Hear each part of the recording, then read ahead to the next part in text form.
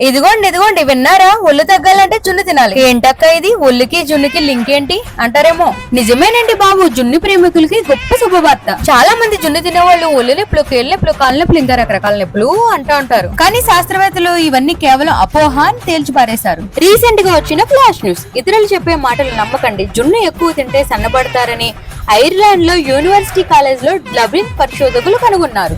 ఏమనంటే ఇప్పుడున్న కాలంలో చీజ్లు, బర్గర్లు క్రమం తప్పకుండా చాలా మంది తింటున్నారు. అండ్ ఫుడ్ లో కొవ్వు ఎక్కువ ఉన్న పదార్థాలు ఎక్కువ తింటున్నారు. కాబట్టి వాళ్ళలాంటి వాళ్ళందరికీ జున్ను బెస్ట్ ఆప్షన్ అనే చెప్పుకోవచ్చు. జున్నులోని కొవ్వును కరిగించే మెటబాలియన్ పెంచే సామర్థ్యం జున్నులో ఎక్కువగా ఉంటాయి. తద్వారా శరీరంలో కొవ్వును కరగనిస్తాయని శాస్త్రవేత్తలు పేర్కొన్నారు. అదండి విషయం. జున్నును తింటే కంపల్సరీ ఒళ్ళు తగ్గుతుందని అయితే శాస్త్రవేత్తలు అయితే పేర్కొన్నారు.